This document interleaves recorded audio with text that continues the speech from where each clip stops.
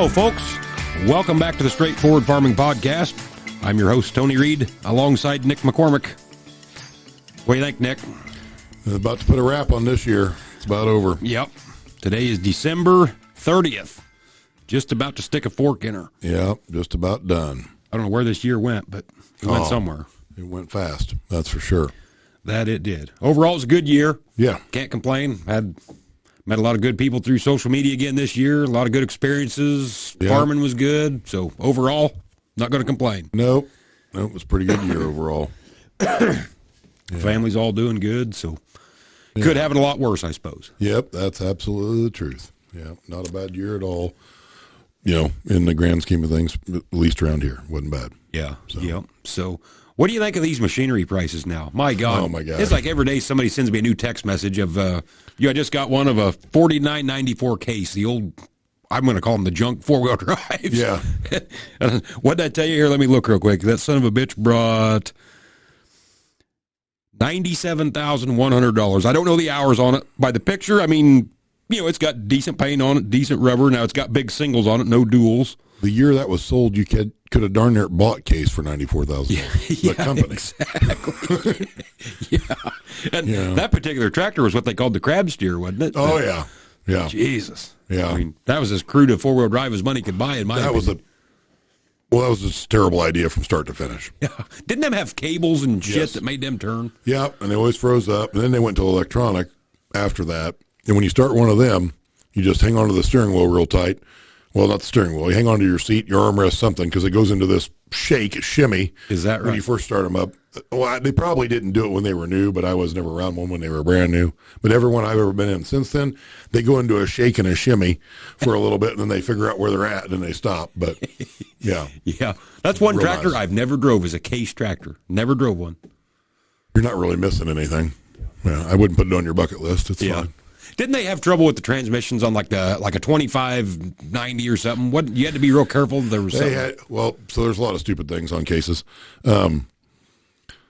Yes, they had a lot of rear end trouble, transmission trouble, and then somehow, and I'm trying to think here, it's been a long time since I've been in one, but some of those, like, you could leave it in reverse, but have the other gear shift in neutral. But if you did that, like, it would knock the transmission out if you let it run like that very long because it didn't lube in reverse. So, like, and there again, I'm no expert on the case side of things. I try to avoid that. But, you couldn't put them on a round baler. If you did a lot of bales and you had to back up a lot, to kick your bale out and this, that, and the other, well, you might knock the transmission out because, they don't lube in reverse. So it's a super great concept. But if you talk to diehard case, the guys, they're always like, that last series, by the time they started painting them red to try to get rid of them, and they about had it figured out then. Them ain't too bad. I'm like, I would hope not. They've been making the same pile of shit with all these updates for years. Like, yeah, I'm not a fan of any of that. And the 3-cylinder head thing did not work for shit. Like, those things blow head gaskets all the time, and you couldn't run any power through them. And not a case guy. Now, that being said, the last tractor both my grandpas bought actually were cases. Yeah, which actually the Desert Sunset cases I have no problem with. Yeah, there was a ton of them around back when they were case and not Tenneco. I got no problem with them. Yeah, I don't know the white. I'm going to call them the white case tractors. Yeah. Like a 2096 or whatever some of them sizes were. There was a few of them around here growing up. Not very many, but a few. Not a ton. Yeah, but more than there should have been. Yeah, but I've never drove a case or a white. Or actually, no, I have drove a four-wheel drive white years and years ago. A friend of ours had one. You lose a bet, or no? I forget what the deal was now, but I just made one round with it in the field. I was riding with him. I don't know, we was goofing off, drinking beer or something, and because I'd never drove a four-wheel drive, that bends in the middle like that. So I made a round with it. But I'm going to tell you the same thing I've said numerous times. There's only one place in the world four-wheel drives have ever been made, and that's Fargo, North Dakota. Yep. And they say stagger on them. Yeah. Now, I will grant Big Bud as an exception to that, but that's really inconsequential because they didn't make that many and none of them made it to here. No. Not even close. No. Nope, that's for sure. Those are kind of like your Uber fancy luxury cars that you hear about or whatever. I can't even think of a brand name. Yeah, like a Bugatti or something. Like that's not even, you're not comparing that to your badass Ford Taurus SHO from 1993. Like, it doesn't matter because they don't exist. Yeah. Yeah, I've been in the cab of a Big Bud when we was cutting wheat out in South Dakota. There was a lot of that ground that we were cutting on that was owned by Big Bud years and years ago to test tractors on. And so I'm not going to say they were the prevailing tractor in the area, but you've seen several of them going up and down the road, and some might have just been sitting in a fence row, or one farmer was actually using it. And there was one that set up there, wasn't really in a fence row, it was just kind of down a field lane, and you could tell it had been sitting there for years. So we stopped one day, and because I'd never been up close to one, and walked around it and have no idea if it even ran. You could tell it had been sitting there a while. But yeah, those are kind of neat. Yeah. Yeah, those crab steer 4-wheel drives, but those case guys were, even in the management, and that's part of the shitty thing about, Tenneco buys case. Well, then they buy IH, but the case guys are high up in the company now because they went broke sooner, Well, they hated the 2+2, and they were going to push this crab steer deal. Yeah, good plan. So they try to bring it back in the 9200 series, see what a 9240 or a 9260 is worth. Yeah. Nobody wants one of those. Yeah. Even with a good Cummins motor, I still don't want one, because crab steer is a poor idea. Yeah. But whatever. Yeah. It is what it is. It's funny how a company like that could make such premium construction equipment, but shit farm equipment, Of course, hindsight's 2020, but what they should have done in that merger deal was all the construction stuff is case, all the ag stuff's IH, and we'll use our group buying power to buy our 5/16 bolts, et cetera, whatever, but we're not going to try to intermingle the shit, and we're not going to try to throw the names around on this, that, and the other. We're going to keep them separate. You do what you do, you do what you do, and be fine with it. Yeah, because that was kind of the way IH ran. Cause they bought Dresser, I think it's and just put IH decals and shit. They wasn't physically designing bulldozers and building them and selling them. They were just buying companies. They had some their bulldozer stuff was pretty good, but the rest of their construction equipment was kind of from what I've heard. I haven't been around a ton of it. Well, their forklifts weren't anything special. You just give all that stuff to Case, let them be them on that with some funding, and keep the ag side. When we were kids, construction equipment around here, it was pretty much Case and Case only. Yeah. If you had a skid loader, it was for sure Case, 100%. Absolutely, yeah. But and a backhoe, all that stuff was Case. Yeah, and then I don't know, Cat somehow slipped in, and I think at one point in time, at least in the backhoe market, Cat would damn near give you a backhoe. If you were buying a couple other pieces of machinery, they would almost give you a backhoe to try to buy market share. From what I heard, there again, I wasn't buying that stuff back then. I was 6. Yeah. So I wasn't buying new backhoes. But that's what I've always heard. When they wanted to make their presence in some of those smaller markets, skid loaders, backhoes, et cetera. Not that that's a small market, but smaller machines. I guess they cut some hellacious deals to try to get that market share. Yeah. I know growing up, I had an uncle that was in excavating and construction his whole life. And, everything he had, high hose, everything was all Case, every bit of it. And now he might have a Takuchi skid loader, and maybe it's I don't know if it's a Komatsu dozer, and just kind of different stuff. I don't know that he has a problem with Case. I need to ask him sometime, if it come down to a price thing or what those, we'll just call them foreign companies, got pretty aggressive in the U.S. market. And, of course, their labor costs are less. So I'm sure they beat them on price for the longest time, even if the quality was less because they weren't union. They weren't, they didn't have to fight a lot of those hoops that U.S. companies have to jump through. Yeah. And they got market share out of it, you know. There's a fair amount of Komatsu stuff in the area now. Yeah, and a fair amount of Takeuchi. Yeah. I think that's how you say it. Yeah. I think. Yep. I don't know. Doesn't matter. But, it's funny how all those, of course, like I said, you can look back and say, well, they should have did this or should have did that, but. Yeah. And truthfully, in the day, back then, there was basically zero John Deere construction equipment. And even to this day, there's not many, you don't see many John Deere dozers or that stuff around here. Not very many. You'll see probably more high hose than anything. Yeah. But, I don't know of anybody that owns a John Deere backhoe, do you? Like a newer one, a guy that's in construction? Not a newer one. No, you'll see an occasional guy will buy one because he found one cheap. Yeah. Ish. And so he bought one. But, even you guys, as green as Kevin is, he didn't buy a Deere backhoe. Yeah. Yeah. The only Deere bulldozer I can think of around here is literally the most John Deere guy I've ever met in my life. Yeah, so, exactly. Yeah. And I'm sure he didn't even look at anything else. He was going to buy one of those for that reason. I don't know. I haven't followed enough. Back when Deere got into construction equipment, were they actually designing and building that, or was they Well, I can't fathom they did. Right, I was going to say, are they copying a Hitachi or one of them other brands that makes that I stuff? honestly don't know on the construction side. They probably bought somebody and moved on. I don't know that. So don't flame me for it, but I can't fathom that. Yeah.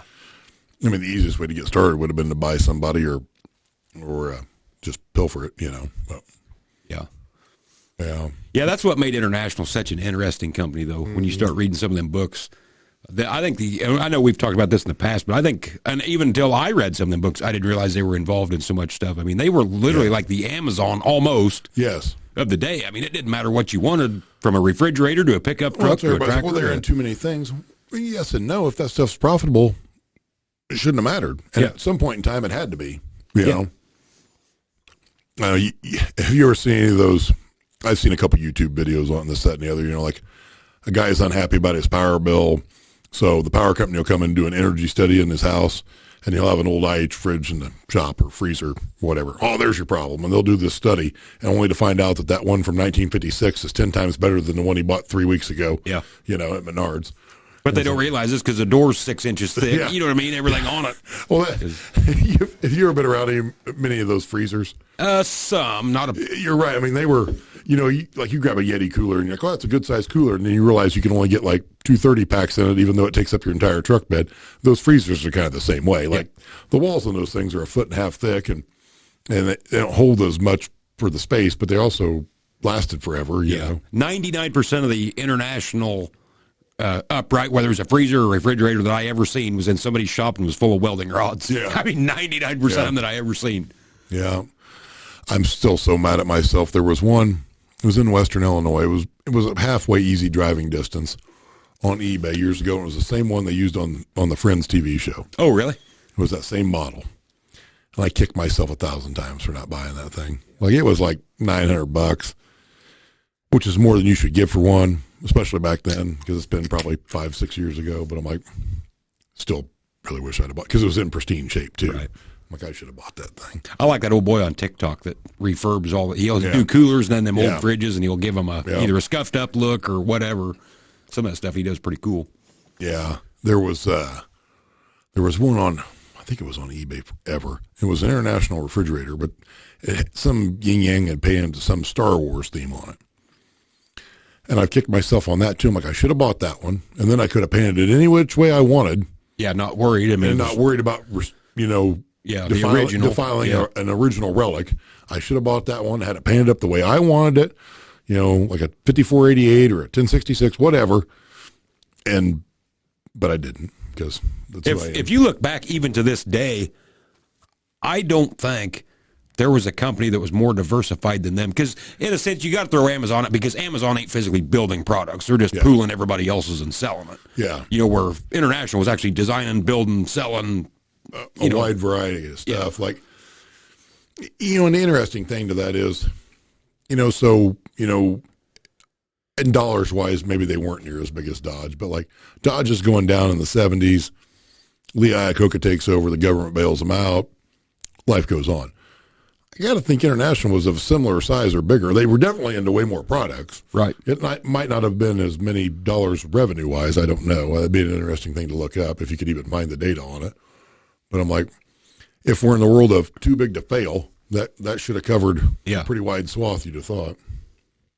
I would have loved to seen what that company would have done had they would have made it, just to see what it would have been today. It'd have been really neat to, and a lot of that stuff I'm sure would have got sold off as Maytag and Amana, and, and appliance companies got bigger. And but and then you get into where you got to make it overseas or, south of the border for price reasons, et cetera. Like, there's a lot of factors that play into that, but it would have been interesting to see. But they had such poor management for so many years. Yeah.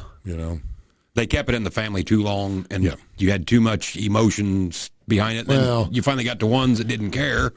Just because your name's on the door doesn't mean you should be running the deal. Yeah. Like, Ford went through the same thing. Like, to Bill Ford's credit, at some point in time, he's like, I'm not the guy for this job. And he picked somebody better. Brooks McCormick did not do the same thing. Like, he realized he wasn't the guy for it, and he kind of wanted to retire, but the guy he picked wasn't the guy. Which I think in that book, didn't they try to get Lee Iacocca? They did, yeah. And I don't remember what the hang-up was on that now. It's been too long, but his name was floating around for the... And the guy that they ended up at the very, very end got, I think had he got there a couple years sooner, he probably could have come closer to saving it than, but by the time they got him, it was done. You know, they waited way too long then. Yeah. Yeah. You see that a lot with big companies, though, like, and small ones, too, as far as that goes. But, yeah, it'd be a different world for sure. You look back at it, I mean, you were in the shop the other day. We've got that silly TW35 Ford in there. Who in the hell walks up to that and says, you know what? What did Deere make in the 80s? Was that like a 50 series in the early 80s? Would that have been a 50 series? 40 series. 40 series? Yeah. Okay. Who walks up and says, you know, I don't want a 5488. I don't want a 4640. I want this TW35.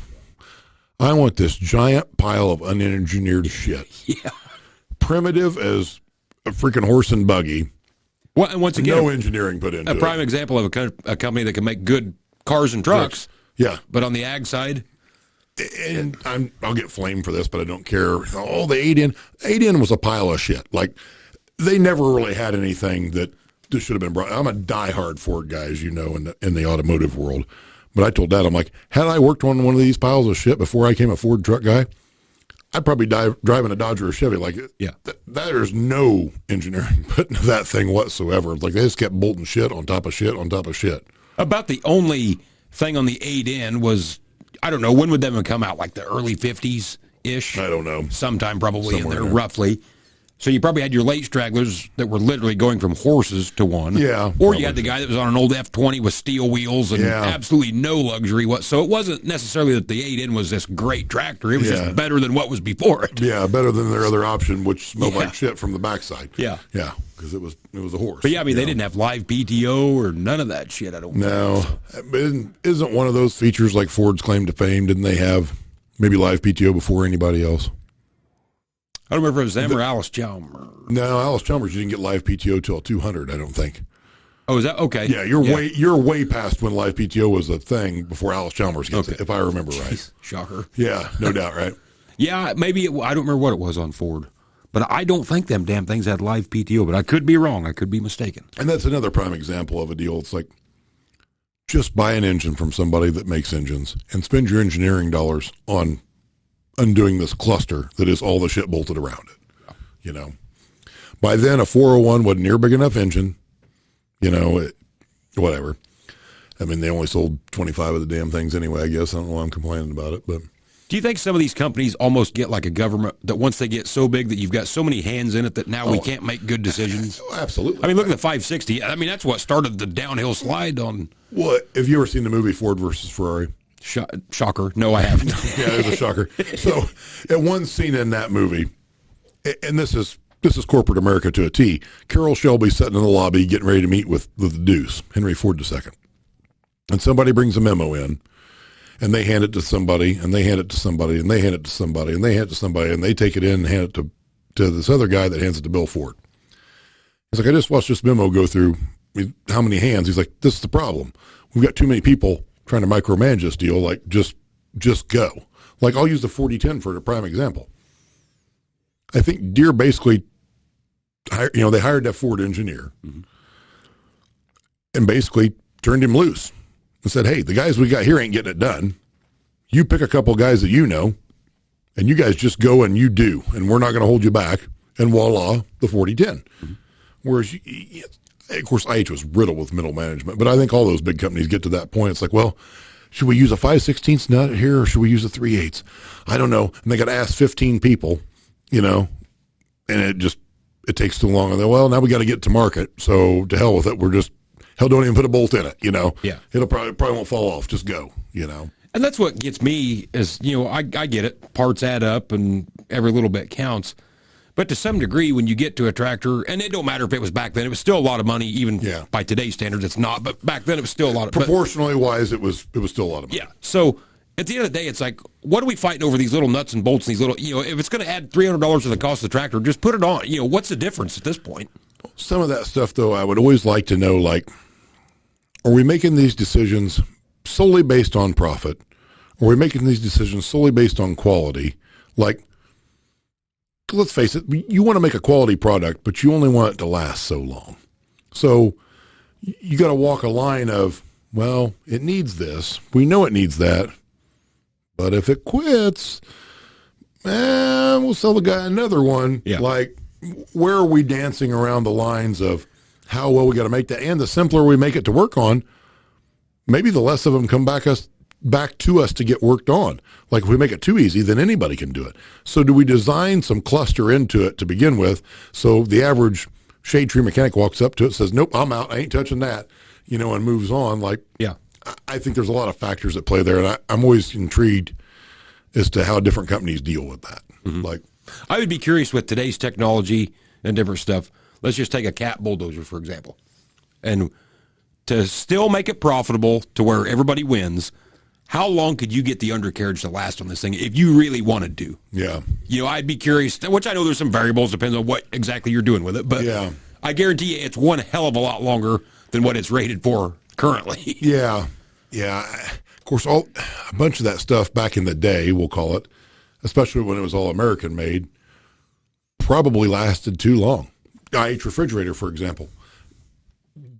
Most of those, there's still plenty of those still going now. Not plenty, but most of them got shit canned because they were too heavy and somebody moved, and they're like, well, we ain't putting this back in the basement. Right. But I'm like, the quality was too good on some of that stuff.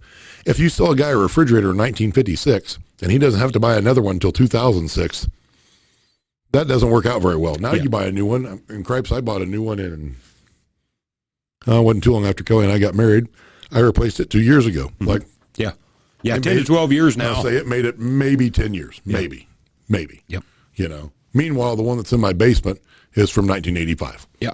Still going. Yep. And the old IH ones, which by today I'm sure you couldn't get parts, but I'm sure back then you could probably replace any part on it with the right repairman and keep going, Yeah. Well, now you can't even charge the damn things. Yeah, exactly. You got to buy a little kit so you can poke a hole in the line, charge it yourself. Yeah, what a joke. But I'm always intrigued on how companies view some of that stuff, because you can't tell me that, well, I'll just use anything in the ag market, tractor, combine, whatever, but especially a combine, because it has a lot of wear parts compared to a tractor. There's no way they can test some of that stuff to 4,000, 5,000, 6,000 hours. There's not enough time in the day. There's not enough harvestable crop. Yeah. In July, they're not out there shelling corn, right. So they don't know. They have test stands, and I get all that, but that's not the same as we're taking the whole machine and we're running this thing balls to the wall for, the equivalent of 10 years. Because we're coming out with a new model in 2 years, and 4 years after that, we're coming out with another new model. So you can only test so much of that stuff. So some of that shit they're just winging. Yeah. And if we got to do a PIP on it later, if it's out of warranty, we can charge you for it. Yeah. Whatever. But I don't know. It of course, it's a throwaway world now. So yeah, and that's what irritates me on some stuff. Like, I get that everything's a price war, and we all want it cheap. But at some point in time, like, there's no upper echelon option that I can get. There's no King Ranch of refrigerators where I can say, hey, I'm willing to give an extra $500 up front for this one that lasts forever. Mm-hmm. Nope. There's a $1,000 one. There's a $1,200 one. They're both going to quit in 10 years or less. There is no $1,700 option one that lasts until your kids got to move it out of the house. You know. And to me, which once again, that's I don't want the government involved in anything, but that's all we get shoved down our throat is, you got to reduce, reuse, recycle, and blah blah blah. Then quit making shit that breaks all the time. Mandate it that they got to make shit that'll fucking last then, or that you can work on and fix. You can't tell me that we can't figure out a way to make a pickup truck that doesn't rust out in 8 years. Yeah. But here they are. They still get 15 mile a gallon just like they did in 1979, and they still rust out in 10 years or less. Yep. I mean, now we went to aluminum, so they corrode away, but they're still not serviceable. You're not usable past a certain point. I mean, yeah, you've always got your outliers. I mean, my truck's old too, but it's rusted out. It's like, that's a stupid problem to have. Yeah. Maybe we paint the inside of the stake pockets or the underside of the bed or some of that. We've got all these coatings. You can buy a skillet with all these space age coatings where you can make eggs in space with a blowtorch.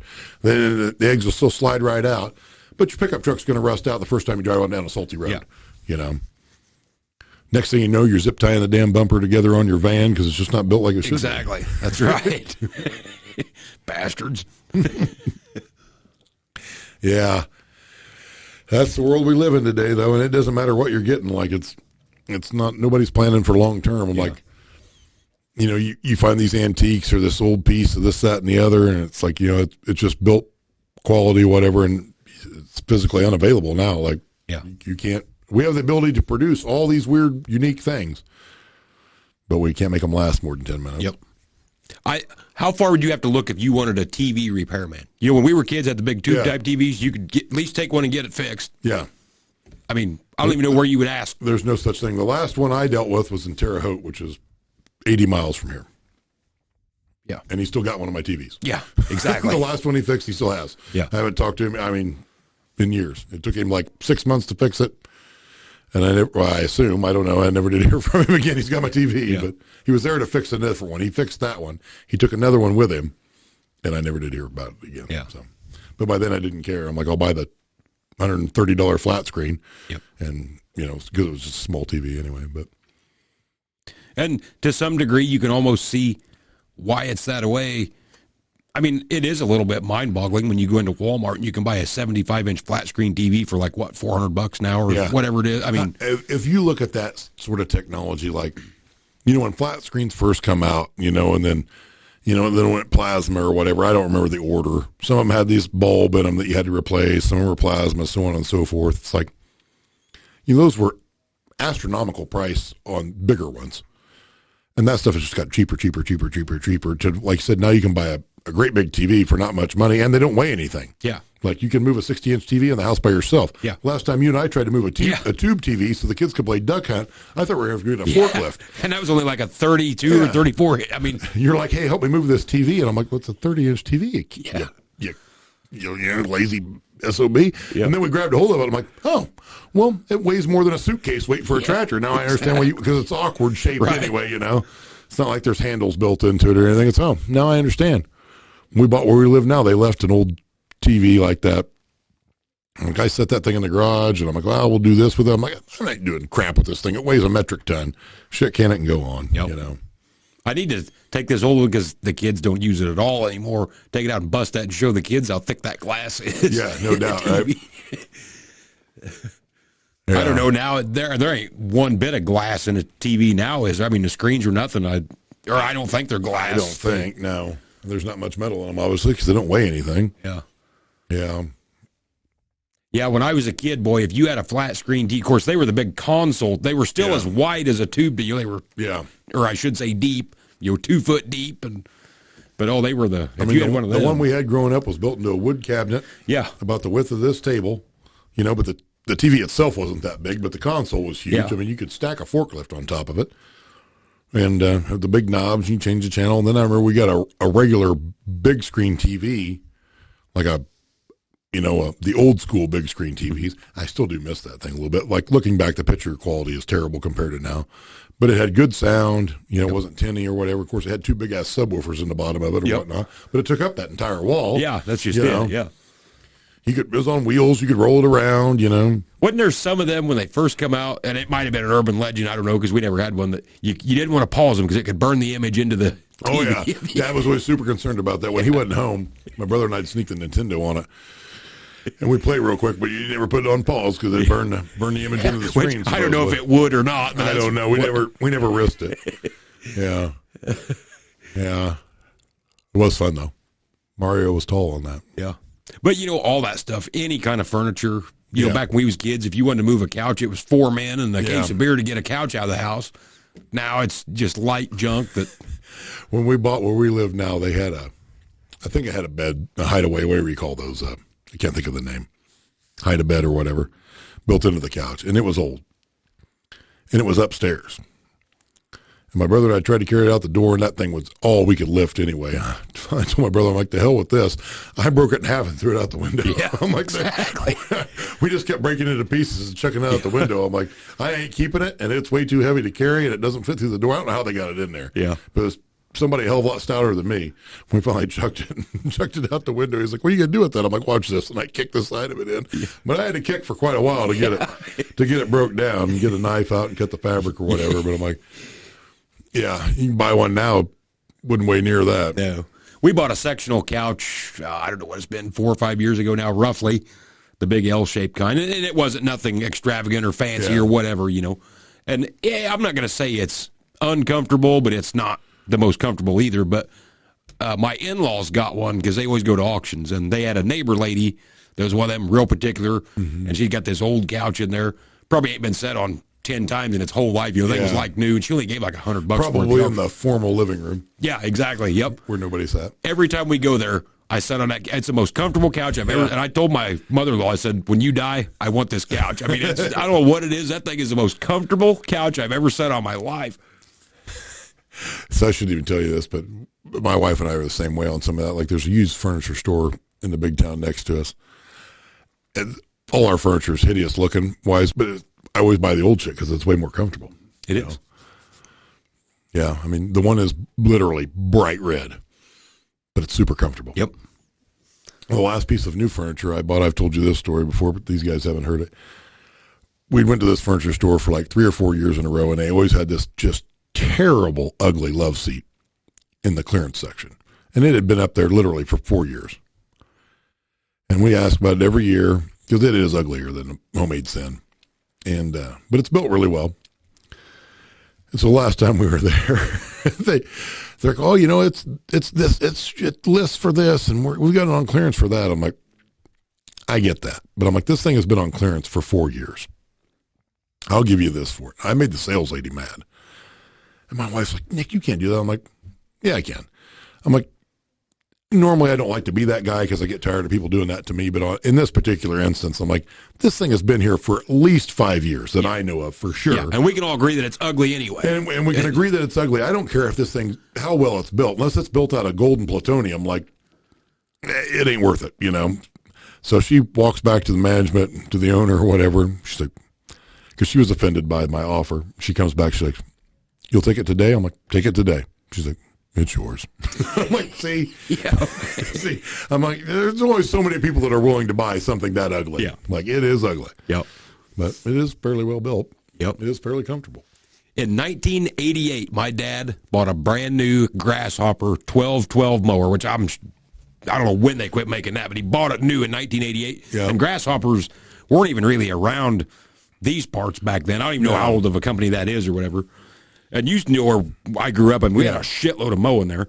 So it mowed out there from 1988 till, I don't know when we left there, 2002 or something, roughly. Mowed all them years. Now, of course, in town, they don't have near as much to mow, but still using it to this day. But, I mean, it's still, I mean, he's never done nothing to it. He brought it up to the shop probably 2 years ago. The deck had finally rusted through in one little corner. I just put a patch of weld on it to get it through. But other than that, I mean... But that's a hell of a mower. I mean, you wouldn't do that. Now look at those old Cub Cadets. Now, granted, the decks were shit, but those tractors lasted forever. Like you couldn't tear the physical tractor portion of it. The deck wasn't good new, right? Because they were too shallow and a whole lot. The tractor would outlast the deck always tenfold. Yep. When you bought one of those, they should have gave you 3 decks because the tractor was going to outlast 3 decks. Every one of those should have came with 2 spare decks, or one that was deep enough to actually mow without streaking, but. Of course, you're going to get mad at the tractor partway through and realize it doesn't turn short enough to do anything. Yeah. But I remember that Hydro was so overbuilt in those things. Like, we had a slew of those back when I was a kid. And we'd pull those in the shop on the concrete and forward reverse those and spin the tires. Like, my dad's the one that showed me how to do it, you know. My brother and I did that for probably an hour straight on one of those one day. I'm like, that thing's still going. The Hydro in it's fine. Yeah. You know, it doesn't even have a deck on it now because, well, why would you want one on it? But... Well, yeah, those tractors were tough as nails. And then my brother ended up being in the hydro industry for a long time. He told me one time how much overbuilt that was compared to, like, what you would buy in that same horsepower range now. And it was like 400%, you know, or some shit. Like, they didn't even consider putting a hydro that good in anything new because it never went out. Right. And you need them to wear out way quicker than that. Yeah. Yeah. Gosh. Yeah, it's amazing how that stuff's come. I don't know. How did Cub Cadet and International get hooked up? Was Cub Cadet its own? No. Cub Cadet was internationals, and they sold them off to MTD, I believe. Oh, really? Now, in true IH fashion, they sold off all the shit that made money and kept the shit that didn't, Yeah. Which I would think a zero-turn lawnmower done as much for the lawn industry as what putting a hydrostat in a combine did. Yeah. In the ag. I mean, Yeah. it's like I refuse to hardly mow without a zero-turn now. It's just IH ahead of their time. They had that electric one. It'd be super popular now. What was it? They had an electric one. Electric mower that had a steering wheel, but it was kind of zero-turn stylish. Well, no, it was probably more looked like a snapper. I think the ad had Benjamin Franklin, setting on it, obviously. No kidding. Obviously, Benjamin Franklin was not alive to set on it, but Right. it was, dummied up to look like Benjamin Franklin. Because of the electricity. Yeah. I'll be exactly. done. Yeah. Huh. Yeah. I never did see one in person, but. Yeah, it's amazing how when companies would introduce something like that in the 60s, 70s, electric, it's like, fuck, who wants that? That's cost prohibitive. Now, When my dad was a kid, they had an electric push mower, though. Really? You had to plug it in. But Dad always said if you wanted to be done mowing, you just moved over the cord. Well, makes sense. Like by the time we got done with that, the cord arm was only 6 foot long. You couldn't get out of the shed. Really? Because they didn't have outlets everywhere. So it wasn't one that would charge. I mean, you had to leave it plugged in while you plug it in. Yeah. But he was mowing over the cord on purpose. His dad trumped him on that, then got one that was gas powered at some point. But yeah, they had of course, it was the electric same way for when a we while. was kids. It was common for people in town to have an electric weed eater. Yeah. But it was the same way. You had to have it plugged in the whole time you were using it. Yeah. Yeah, there was a lot of those. Hedge trimmers the same way, Yeah, that's where Milwaukee and them companies have revolutionized the Oh my goodness. the cordless industry. Yeah. I think we've said this before, but I would like to know the amount of grease that gets sold versus after the cordless grease gun versus before. Yeah. Because I consider us pretty religious about grease and stuff anyway. But I know I go through a shitload more with the cordless grease gun than I would ever thought about with a hand pump one. I remember when the pistol grip one come out, and that was pretty revolutionary. That was a way better deal than the lever style, which damn near need two people to run. Yeah. Somebody's got to hold it on because it's going to leak, and then it takes two hands to pump it. The pistol grip was a huge improvement. I remember talking to a local farmer one time. He'd went in for some health deal, and they had to test his grip for something. I don't know if he was having a hand issue or why they tested his grip, but it was off the charts from what they'd ever seen. And they're like, well, what have you been doing? He's like, he had several pieces of equipment that required a lot of grease or whatever. And he's like, well, I got a pistol grip grease gun and I grease this stuff every 2 days. It's Them were real fun in cold weather and everything else. God, yeah, no doubt. Yeah. I'm trying to think when I was a kid, I don't know if we had very many pistol grips. Shoot, back then, Grandpa still had the lever kind. Yeah. We had lever gun. We didn't have the pistol grip one very long. I remember we got an air one for a while for the dealership. I wasn't too wound up. Nothing better than dragging an air hose around to do something with it. But I suppose it was better than. I'm 42 years old. And I would have been 25 years old at least before I ever used any kind of a powered grease gun. Maybe older than that. Probably somewhere in there. Yeah, you wouldn't even invent it. You didn't know the option was there. But boy, there was about like the electric tarps. Once the battery powered grease gun come out, everybody got one. Did you ever have an electric impact? No, never used one. Nope, never did. We had an electric impact that we used the crap out when we were setting up new machinery back in the day, and I don't know why that was easier than air. I suppose easier to run the cord versus the air hose. I suppose there probably wasn't an air hose back there, but of course, it didn't have a brake on it or anything. So if you weren't careful, you pull it off, and then your socket ended up about a half mile away. Oh yeah, and then you track it down, put it back on, but it had a rocking trigger or whatever, and zip, bing bang boom. But it did work good. Huh. We used I still got it for novelty's sake. But yeah, I don't know why we used that so much over air, or if it just the air ones wore out so quick back then on that, and the electric one didn't. Do you guys use air impacts at all anymore? Almost never. Yeah, unless it's like something on a semi, a big inch impact or something. Even then, I got a Milwaukee that'll do it. Really? Once in a great while, I'll have to get the air gun out, but generally, I can do it with cordless. Yeah. We got a new snap-on cord. We've had a snap-on, battery impact for a long time, and the old version quit. And so we went to this newer, and I'm sure it's probably similar to what you got. Big old heavy sucker, but Yeah. man, that's somebody. I mean, it'll about break your arm if you ain't careful. I mean, Yeah. that thing will rack them all. The most dangerous power tool like that I was ever around is we had a few of them, but Makita, their big drill, it was corded, and that damn thing, if you got it in a bind, it would lock the trigger on. Well, at that point in time, when you got it in a bind, you're probably doing something you shouldn't have been doing anyway with a big bit or whatever. But it would catch, and it would tear that son of a bitch out of your hands, and it would lock the trigger on. Oh, shit. And it's just going round and round and round until it unplugs itself. Like, I got whacked in the hand on that numerous times, and at some point in time, you learn, like, as soon as it goes like that, you just let it go till it pulls the cord out. Wow. It would always unplug itself eventually. But yeah, those things are a man killer. And then the one we got to replace it after we finally tore it up, it doesn't have a keyed chuck. It's got the keyless chuck. So usually the bit will slip out at some point in time before you break your hand. But yeah, those things got a lot of torque. Dad had a bunch of those old school drills that were, I'm going to tell you stainless, but they weren't stainless. I know what you mean. The bright, shiny ones or whatever. Yeah. The ones you can throw off a skyscraper and they hit the ground and they're fine. Yep. Yeah. A lot of them had the handles on the back. Yeah. And then the trigger. So you get, you're really reefed down on it. Yeah. Yeah. Yeah. Switching gears, talking about battery powered and all this stuff. So I was told tonight, and I'm not going to mention any names, but there's a big farm northwest of here, big farm. Farm's clear down this way to the tune of like 50,000 acres. Yeah. And I know they own a lot of ground too. I was told tonight that they leased 4,500 acres that they currently own to a solar company. And it's 30 years at $1,700 an acre. So that comes out to $7.65 million a year for 30 years. So that's $229,500,000. But the kicker is, and I find this hard to believe, I'm not saying it's wrong because I don't know the story. They're tiling right now that whole 4,500 acres. And they said that way when the solar's up, they can rip it out and go right back to farming it. That don't even make logical sense to me. I'm not saying that's true. I'm saying that's the rumor. I can believe that. I don't even want to go down this rabbit hole because the solar wind thing is such a piss poor idea that I can't even begin to fathom how we're dumb enough to put ourselves in this position. I always like a good conspiracy theory, so here's what I think.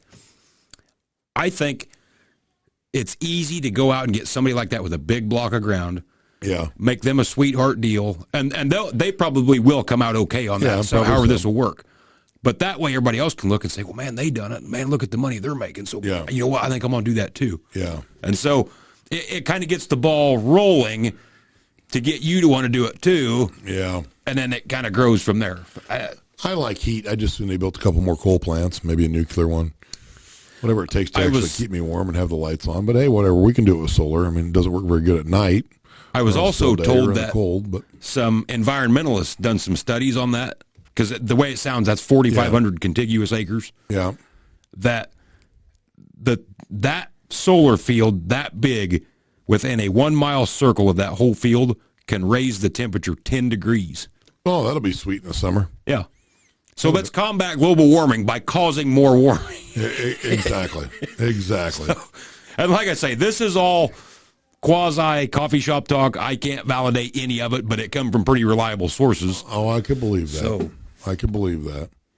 But I really do. I think they target people like that. And like I say, they'll come out smelling like a rose. They'll do whatever it takes to keep them happy so they can keep bragging it up to the community. Yeah. To get everybody else to get. What a great plan it is. Yeah. Yeah. No doubt. But, at the end of the day, that's where you have the love-hate relationship, because when you take Milwaukee products, it's like it's phenomenal having battery-powered stuff. It is. But I don't need it in my truck or my tractor. Yeah, I don't need any of that stuff. Like, I'm just going to go ahead and say it. Only in the United States are we worried about stupid shit like solar panels and wind towers and stuff because we have too much money. Yeah. When in fact we don't have too much money. We're $20 trillion in debt or whatever it is today. Yeah, 34, I think now. Yeah. And that's a whole other topic, but I'm like, we're always going to save the world. Like, if you're, our grandparents' generation or the pioneers or whoever, back not all that far in the grand history of the world, you're worried about food. Yeah, you're just surviving. Shelter.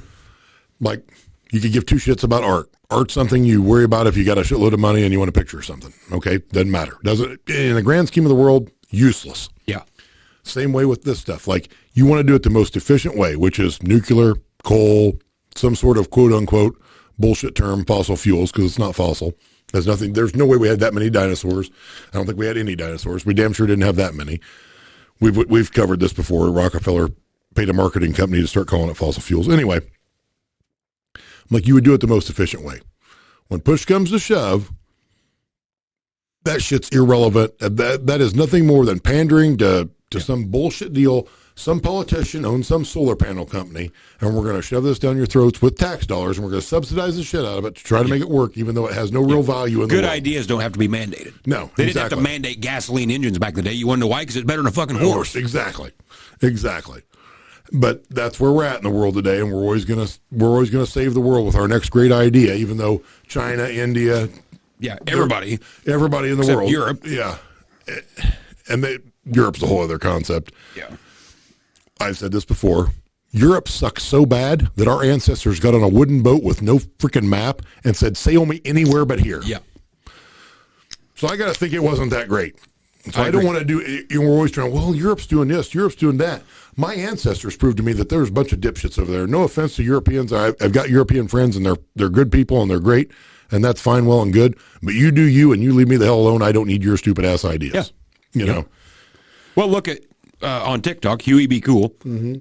And, I went through his indoor farming operation, but when he was on the Farm for Profit podcast, he come from, I think it was the Netherlands or one of them. I don't forget which one it was exactly, but they ran him out of business in dairy over there. I mean, completely run him out of business. Well, the Netherlands now, they're seizing a bunch of farm ground now, aren't they? Yeah. To do some stupid shit. Yep. Yeah. So here they are, 200 years later, got on the fucking boat again. They're like, fuck it, we're out. Yeah, we're out. Yeah. So we literally missed the boat. Yeah. Should have got on it 200 years ago. I mean, the first one's over here when we could buy ground from the railroad for 10 cents on the dollar. Yeah. And you see that even on small scales. Like, if you only got $100 to your name, you're not doing X, Y, Z. But the more money you get, the more quote unquote non-essential things you can do. And that's all well, good and great. Like, I want to save the world too. And like, who's Dan Pena always says, you got to have money to save the world. You got enough money, you can do whatever you want, which he's right. But if it doesn't make practical sense and it provides no purpose, what in the hell is the point? And my thing is, like, the government always wants to shove some sort of mandate down your thing. Okay. Well, then why don't you run every government building off all solar and wind? Mm-hmm. Why isn't all the military stuff all powered by electric, all loaded with death shit? Like, nope, we're going to fight this war as clean as we can. No, we're not worried about that at all because they know it doesn't work. Yeah. So they don't even consider it. Why isn't Air Force One solar powered? Yep. Look at every other business that you do business with, whether it's an auto parts store or whatever.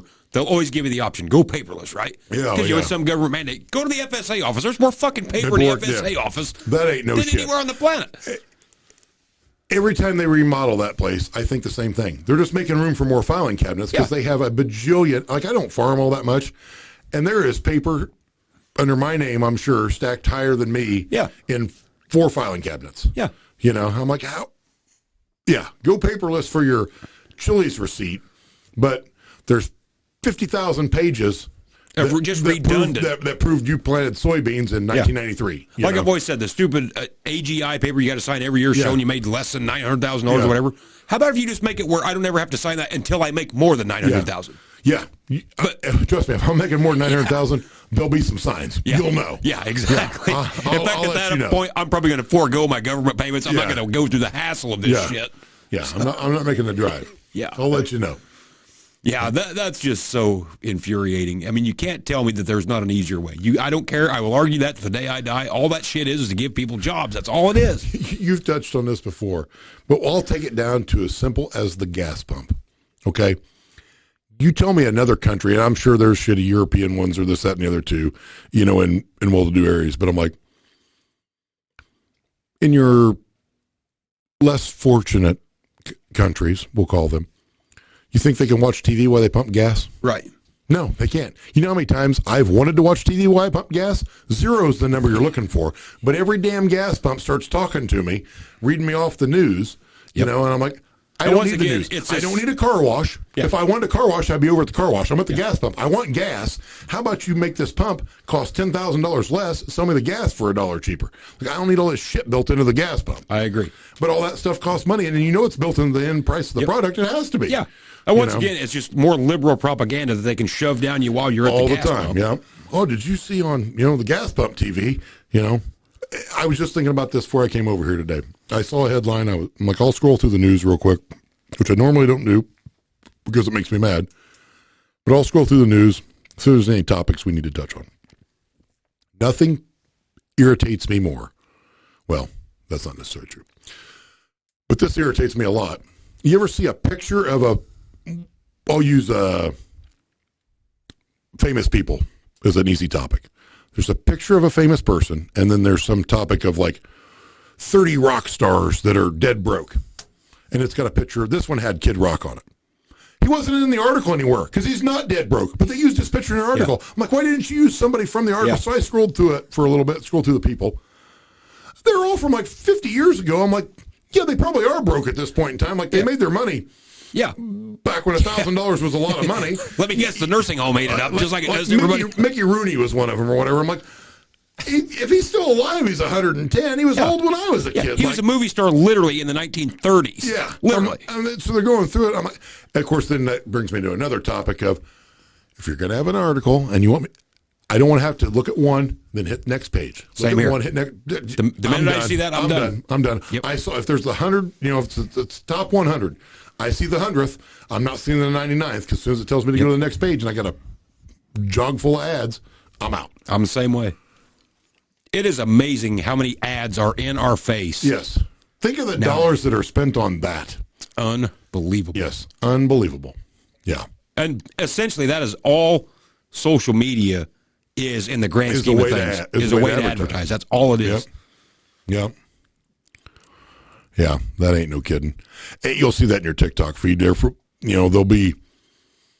get on a string of something. It's like every fifth one is this. I see it all the time. This. I'm like, oh, for the love, switch me up to something else. Yeah, and the bad part is, it would be different if they were doing Milwaukee tools or something. It's fucking dog food or shit that I don't even care about. It's like completely irrelevant to my life. At least show me something that I might possibly buy. I might end up hitting shop now. Yeah. But like I said, that goes back to, if you're looking for basic necessities, that shit ain't happening. Yeah. But a certain level of wealth as a country, we're trying to do all this shit that doesn't really matter in the grand scheme of the world. Once again, you got to look at the extreme on both ends. If the doctor tells me that I have high cholesterol, don't be eating eggs or whatever, but I'm literally starving to death. Yeah. Do you really think that eating this one egg so I can live to see another day is really my concern? I mean, yeah, exactly. It just. Yeah.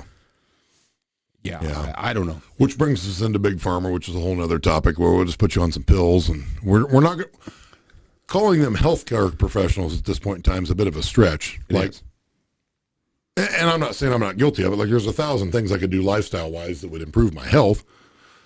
The solution is always just put you on a pill. The doctor really doesn't, they're not going to go force you into an exercise program or this, that, and the other. But we got a pill we can solve with that, which is a whole other topic. We won't go down that road. And the internet has made that even worse. I mean, I could get on the internet right now and say that, well, I'm short of breath, and that might be for whatever reason, because I've had a cold, whatever. By the time you're done, you've got lung cancer, a brain tumor. I mean, the best thing you can do is stay off of the internet. I mean, I view that stuff a little bit differently post-COVID, but even pre-COVID, it's like, did you stub your toe? Are you suffering from toe pain? Take pill XYZ. And then it lists the side effects. And it's like, oh, your leg's going to fall off, but your toe will be pristine. Yeah. When they cut your leg off, you're going to be fine. Of course, it's going to give you hemorrhoids, brain cancer. Your spine's going to fall out of your back, blurred vision. You're going to shit yourself constantly. But your toe will feel miraculous right until the point they cut your leg off. Yeah. I watched a thing, I think it was on Netflix, and it's been a couple years ago now, and it was talking about Google and some of your big search engines. And they literally showed how, with all of the tracking and data building that they do on each individual person, that you can get Google to say whatever you want it to in a sense. Yeah. If I wanted to Google up that nuclear energy is terrible for the environment, Yeah. I can get all them ads to come up. If I think that it's great for the environment, Yeah. and actually, you don't even have to word it different in the search engine. That it's tracked your data enough that knows that you're looking for this answer. That's just what's going to come up on your. Absolutely. And they have spent millions of dollars on those algorithms to make it work out that way. It would blow our minds if we knew the amount of data that they had on all of us. The digital tracking is insane. You know? Yeah.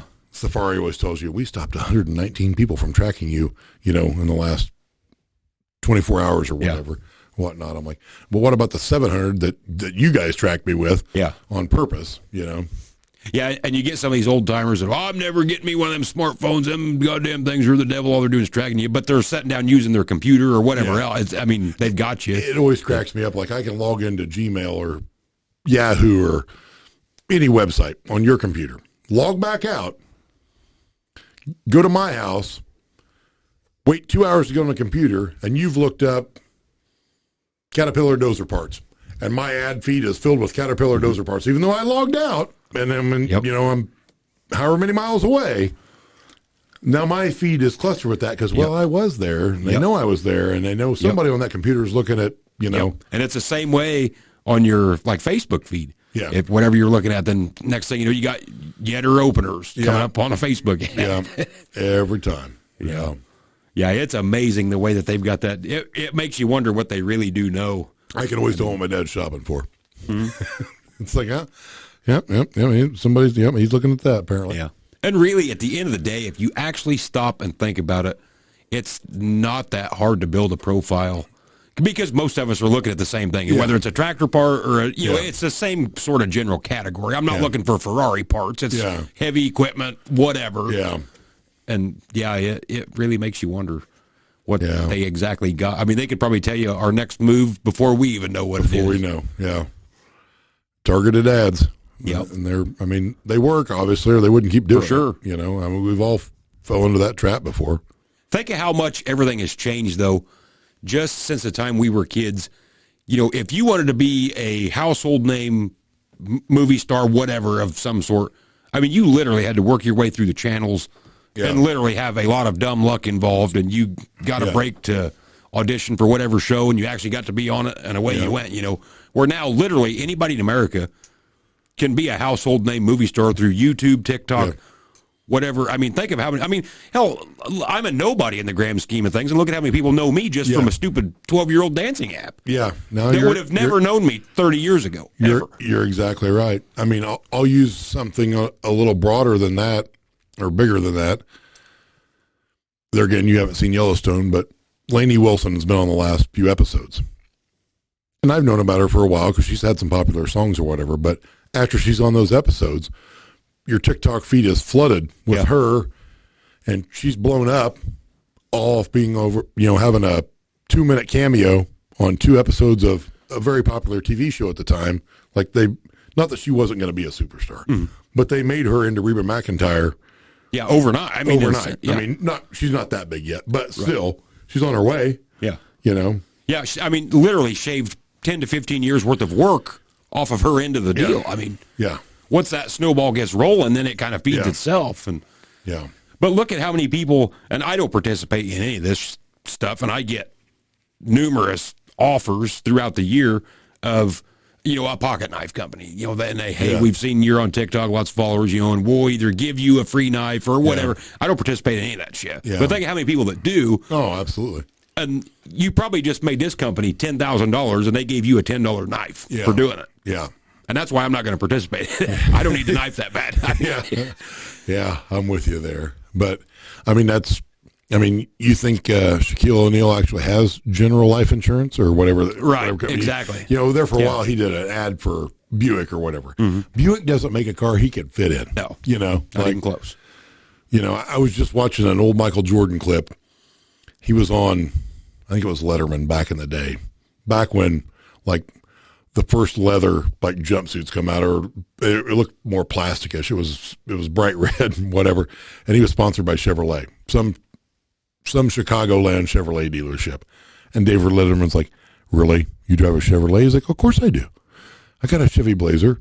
I'm thinking, Blazers back then were piles of shit. Yeah. I mean, well, they've always been piles of shit. You got a Blazer because they gave you one in part of the deal. But then he follows it up with, and I got a Corvette. I'm like, right. Well, see, they give you something kind of cool. Yeah. Even though I'm not a Corvette guy, like I can appreciate Corvettes. Right. But I'm like, you gave that Blazer to a cousin. Yeah. Like, Yeah. you drove that thing around the block Exactly. to say you did, and you gave that to a cousin. Yeah. Somewhere down the line, it's like, here, you take this 84 Blazer. I don't need this damn thing, you know. Yeah. I'm making X number of dollars. Take the Blazer. I wonder what some of them guys got paid, because I was thinking the other day, like a lot of times on TikTok, you'll come across somebody that's put together a montage, whether it's old toys or sometimes it's old TV commercials or whatever, you know, instantly takes you back to when he's 10 years old. But I don't know, when we was kids, remember Bob Seger, Like a Rock? I mean, that was Chevy's slogan, forever. Forever. And I wonder what he made off of, I mean, at the time, was that $1 million deal? Was it a $10 million? If he would have got a penny per commercial, it would have been a shitload of money by the end. I mean, cripes, they run that commercial 3 times an episode during Dallas or whatever, you know. I mean, it was on all the time. And I guess back then, we were subjected to more commercials. Oh, absolutely, yeah. Because now we try to do anything we can to avoid them. Yeah. But they had cool commercials. Like a lot of them old Chevy truck commercials. They were neat. They're pulling a plow, you know, or something, They always done where they drop the rock, and smash the truck down a little bit, I remember one of the first times we took our kids to a hotel. Of course, the whole time they had been around to that point, we never had cable TV. We canceled it before my daughter was born, and we just had streaming services of some fashion. So we're in this hotel, and they're watching TV or whatever we're doing, whatnot, and they're like just mesmerized. Mom, Dad, did you know that Bounty picks up, better than any other paper towels? Yeah, I've heard, you know, but they'd never seen a commercial before, really. So, which is the whole reason I'd canceled it before they were born. But it was funny too, and I know a lot of this stuff would have been regional or localized. We seen it here, but the guy in Chicago didn't see it, I'm sure. But I remember, all we had was just your antenna TV, and Dad was a huge Illini basketball fan. And so we always watched games together. But during that, there was always like a Trefland commercial. You had all your chemical... You were buying herbicides and seed corn. Yep, and Prairie Farms ice cream. During halftime, all your timeouts, it was all ag-related. Like, it was on Channel 3. Yep. And it was always... bing, bang, boom. But when was the last time you seen a commercial like that on even the local station? I mean, now those guys don't want to advertise because they want people looking into it because chemicals are bad. We need to go organic. Yeah, but I always remember the counter lock and load, the insecticide you put on your planter had them commercials. That was a revolutionary deal. Which I still say they should do that for seed tenders now. The talc, why can't we do that? Talc is a messy, nasty. The wind's blowing. You're trying to dump it out of the bucket into the tender bucket. Blowing everywhere, make it like counter lock and load. I can just set her on, twist it, away we go. Now you're on to something. $1 million idea, Tony. Yeah. Maybe you could be the spokesperson. Mm-hmm.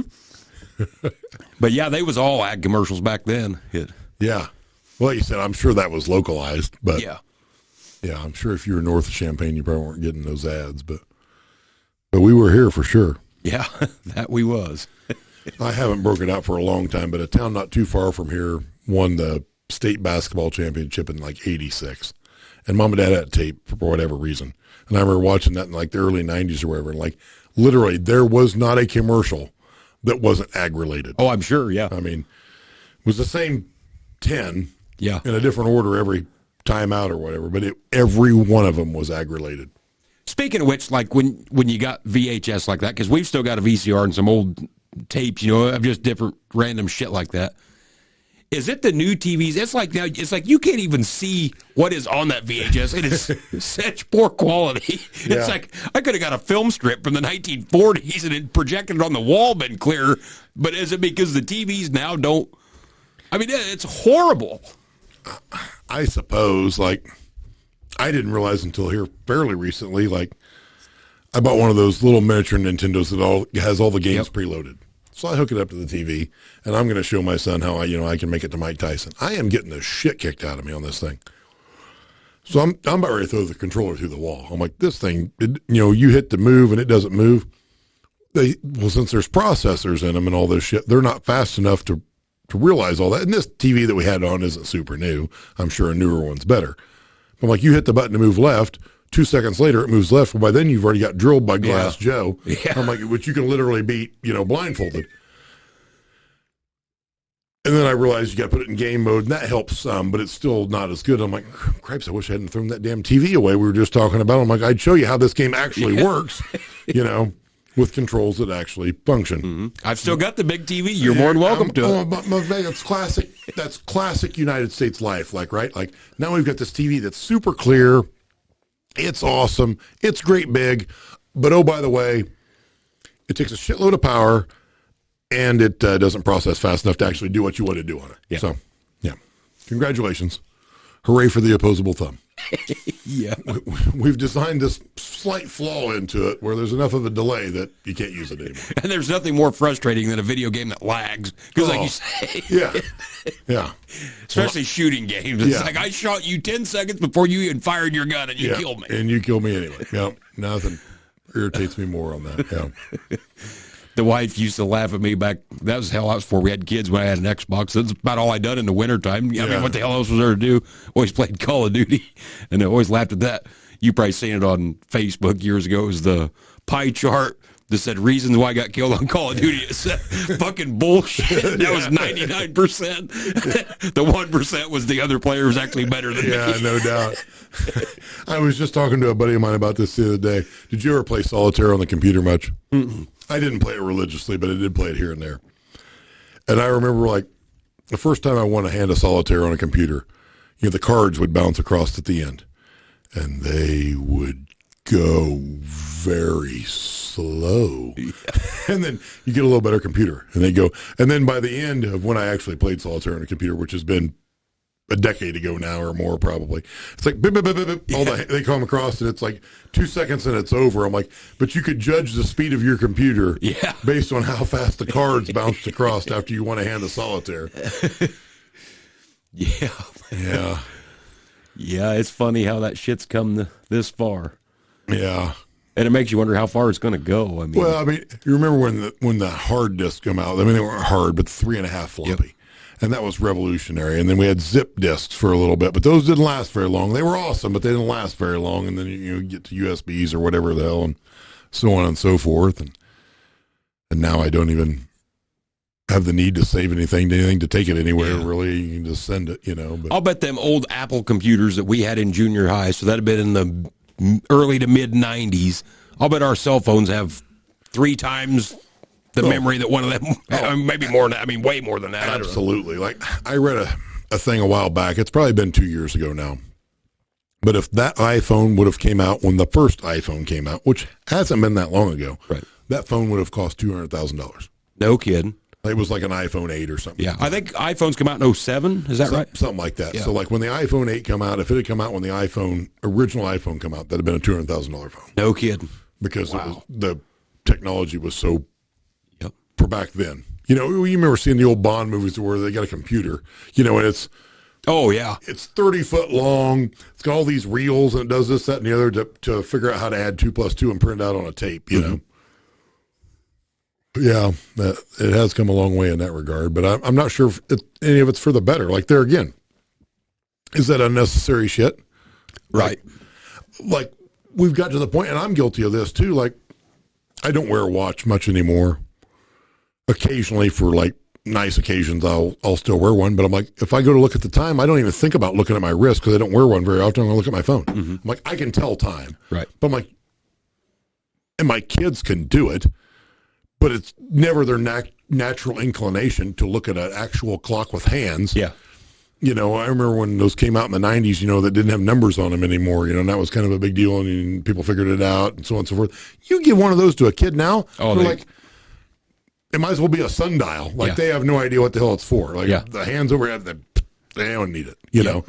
And so you get to the point where technology starts taking over, making things so easy, like, even simple math, I find myself once in a while now, like, I can do it in my head, but I've got a calculator no more than a foot and a half from me. I agree. Jokes on my teachers. I was going to have a calculator. Bullshit. Turns out I've got one all the time, and if I don't have one, if I've lost my phone, I'm going to spend the rest of the day trying to find it. I'm not going to spend the rest of the day doing math. And we proved them wrong twice. You're not going to make no money looking out the window. And what do we do? Exactly. Look out the window.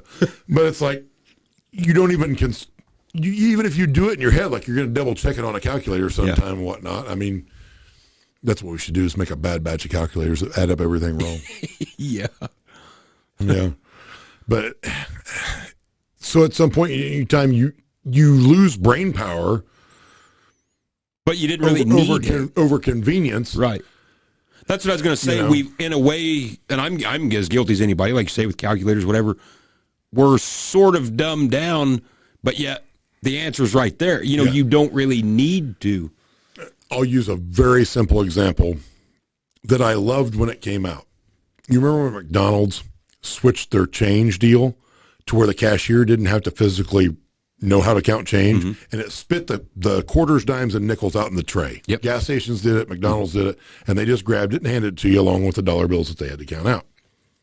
And it's like, man, that is way faster, way better. I challenge you to go to town tomorrow and find somebody that can count change back to you. Yeah. I bet they can't do it.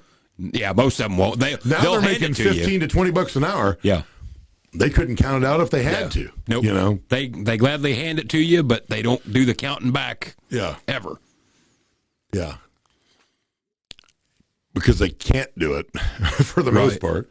But yeah.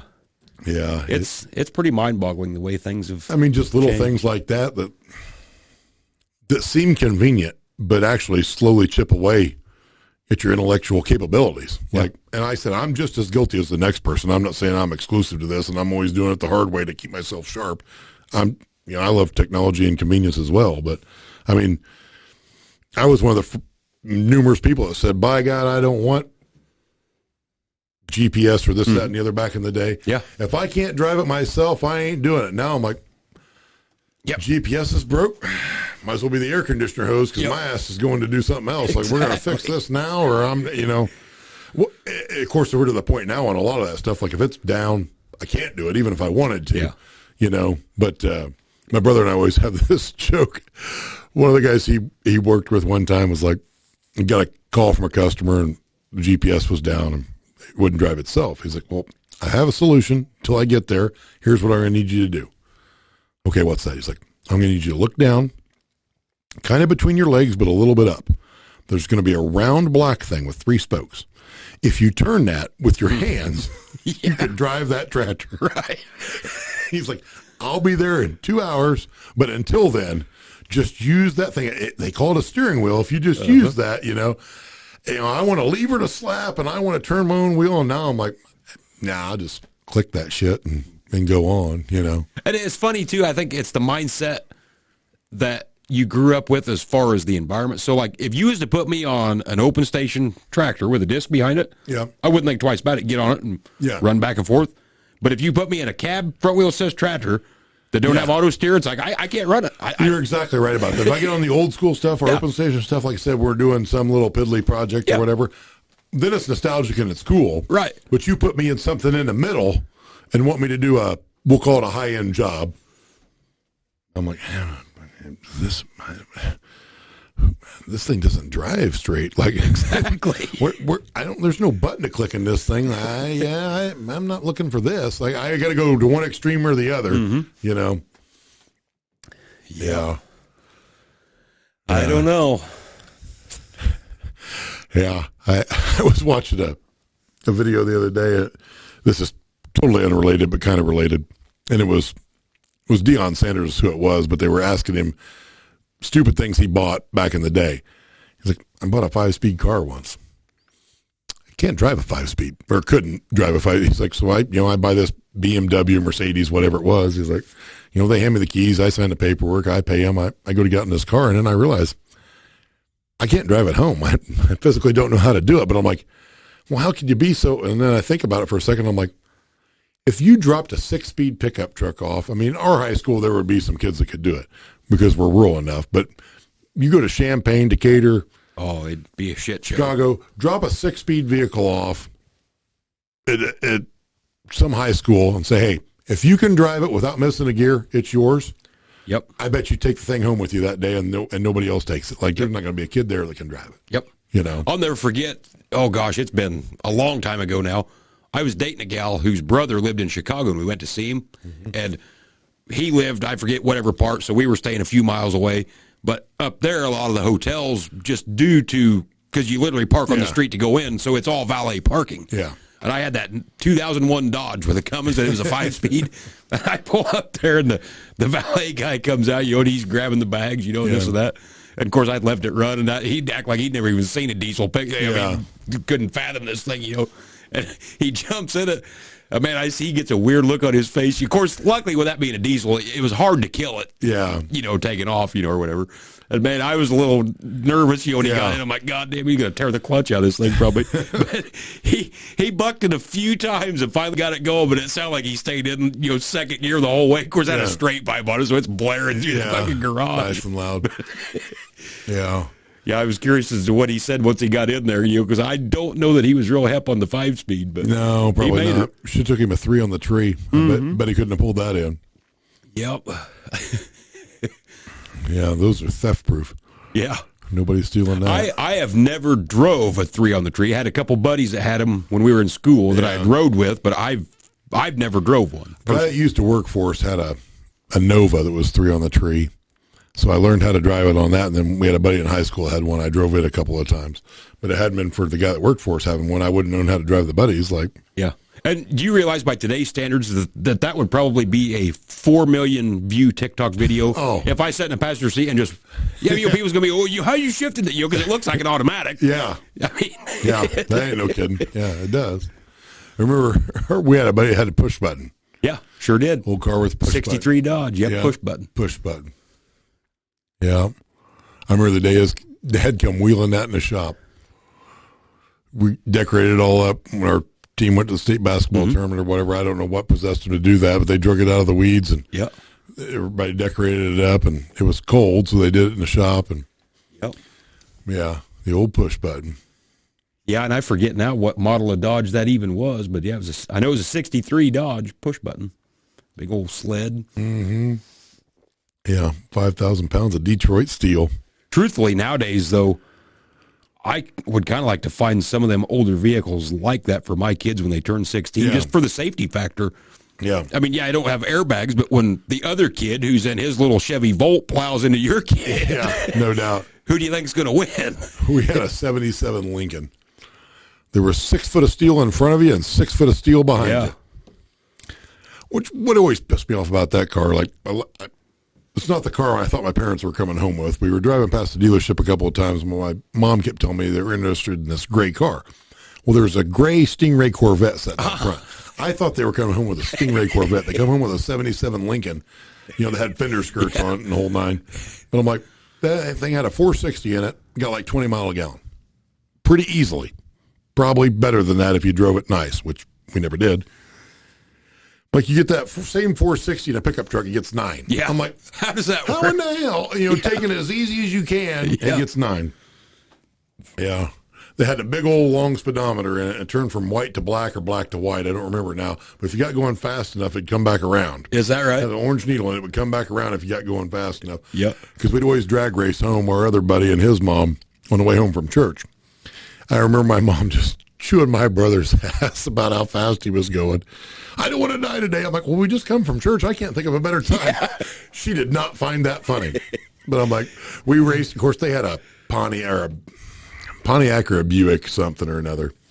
That 460 would smoke that thing every day. We'd purposely take off late once in a while because we knew we could smoke them. That 460, get up and go. Ain't it funny, though, when we were in high school, I swear, every girl who went to high school, plus a few of the boys, had a Pontiac Grand Am at some point in their high school career. If you were career. really cool, you had a Grand Prix. Yeah. Yeah, if you were top shelf, you had a Grand Prix. And you don't see either one of them cars anywhere now. No. I was just telling a guy about that story the other day. I remember one of the only times I've been to a casino was with your older brother, and he had that Grand Prix. Yep. And the damn thing got hot on the way down there because, shocker, it blew an intake gasket or some shit and sucked all the coolant out or somehow or another. There we are stranded along the interstate. And I'm like, God, why did we take the GM product? I'm trying to think, how did we get did we limp that home? Because there was a bunch of us there was a bunch of us. Yeah, there several was vehicles. Yeah, there was probably 4 carloads of us that went. And I'm trying, because I don't remember leaving it down there. No, we didn't leave it. I think we just kept putting coolant in it or water and got it there and back. But, yeah. my biggest turn off to those vehicles are like that Grand Prix was a good looking car. To look at, it was a good looking car. But I'm like, as soon as you hopped in it and turned the lights on and all that shit lit up orange, I'm out. Yep. I'm out on the orange gauges. And they done that for every Pontiac. Let me back out of the car. It seemed like, I don't know. You think that's because I grew up on IH tractors and everything grew up green? Yeah. But, I was a Ford guy too, and it was the same color green. Yeah. So all that shit was the same. And then you hop in this Pontiac and it's like, it's bright orange. You're like, nope, done. Yeah, it might have been. It seemed like everybody I ever talked to growing up, because Pontiac was a pretty popular car. It seemed like you either had a Pontiac that was a giant pile of shit from the day you bought it, or that thing never gave you a nickel's worth. There was nothing in the middle. It was either good or bad. Like every one of those I was ever in was missing one heating control knob. Yeah. Like one of them had rounded out, broke off. Yep. You can't adjust the temperature unless you got a pair of pliers, or you can't turn the fan speed up or down. Yeah. But most of them cars, like when we were kids, Mom and Dad always stuck with the smaller, not like a sports car, but a smaller car. But it seemed like all my aunts and uncles, they had the big old boats, but hell, most of them was as long as a crew cab truck today. Oh, absolutely. Say you had 6 foot of hood and 6 foot of trunk. The 77 Lincoln we had was 25 foot long, it seemed like, I remember I laid on the floorboard in the back of it because my brother was kind of an asshole to me. He would take the seat, and I had to lay across the floorboard, which had a hump in it 2 foot tall, which is probably why my back hurts now. But, you could literally, you could lay 3 kids in there, one across the seat, one on the floorboard, one in the back window. Oh, easy. Comfortably, if you really wanted to do it, Yeah. If those cars back then would have had airbags and a few of the safety things, you would have never got killed in a car wreck. No. There was so much steel. Yeah. But you couldn't crumple one of those if you wanted to. But Unibody construction, my ass. Those things just drive through the wall. But most people back then did get killed because you hit a hard steering wheel. Yeah. Your child safety seat hung over top of the seat with 2 S hooks. Yeah, that'll probably hold it. Yeah, it's probably fine. Yeah. Ashtrays galore. Yeah, ashtrays everywhere in that thing. And the backs of the seats, they didn't use any candy-ass air shocks on the hoods for those. Those had big-ass springs because there wasn't no way that those little chintzy air shocks were going to hold the hood up on that, Yeah, and the trunks, they were as big as the bed on some of these trucks nowadays. Oh, yeah. Yeah. You could have put a load of gravel in the back of that thing. Yeah, them Bonnevilles and some of them back before, because some of them, they end up making them more sporty in the 80s and 90s. But in your the big 70s, old, we'll call them luxury cars or whatever, they were huge. Oh, yeah. They were huge. Of course, at that time, I thought we had a 79 Thunderbird before that, I think, with a 400 in it. That in my entire existence of knowing that car, never had oil pressure the entire time we had it, but never had any trouble. Dad always run good oil, and it was fine. Never caused any trouble. It didn't have any oil pressure. It's fine. Don't worry about it. I wasn't driving. I was just riding, But you think the little safety features like having to push the brake to put it in reverse, I'm partially the reason for that, I think. It was either me or my brother one. I was too young to remember it, but I remember it. I remember the repercussions of it, but I don't remember if I did it or if he did it. But put it in reverse and backed it into the ditch at the neighbor's house. Oh, shit, yeah. Because you could just grab the lever, and off you went. But there was less traffic then. It wasn't a problem. I tell you, as time ticks on more, I would like to find like a 79 Ford again. I used to have one, then I got out of that phase. It's like, I kind of like my new stuff. But I'd love to have one, but they're too expensive now. Yeah. And obviously not for a daily driver, but I'd treat it like my 4010. I'd drive it all the time, but it wouldn't be. I really want an 80 to 86 because that's what I had. Yeah. But I think my next go-around, I would like to find one that looked good as close to stock as you could get it. Not the lift kits and the big tires. Yeah, I don't want any of that. Maybe a set of 33s on it, but I don't need it jacked to the moon or any of that. I'm past that. But I seen one in town the other day, and boy, it was an old one. I don't know, it was probably a mid-70s Ford two-wheel drive. I think it was an F-250. And it looked like it had been redone, but it had been redone a long time ago, but it still looked really nice. But it was all original, had the hubcaps, stock tires. It was neat. I like the key on the dash. Yep. Where it ought to be. Lock the column out on that. Maybe we'll put a propane kit on it. Yeah. We had that back when I was a kid. That's super handy. Well, we got 50% propane. We're going to need more than that. Where in the hell are you going to fill up with propane before you go? So you had to back out there and top it off before you left. And that's super convenient and didn't take any time at all. Yep. Yeah. But if you think about it, all of us had those, when I was 16, I had a 76 F-250, all that. But if you think about the literally thousands of miles that we done, just screwing around here, and you always had 4 people in the cab on the weekends. Oh, absolutely. But it was comfortable. You weren't crammed in there. Nice little bench seat. You were good to go. And there was no console, no drink holder. You weren't carrying 4 tumblers with you that fell over every 3 seconds. Yeah, you could fit 4 people in the cab, one of them like nothing. Yeah.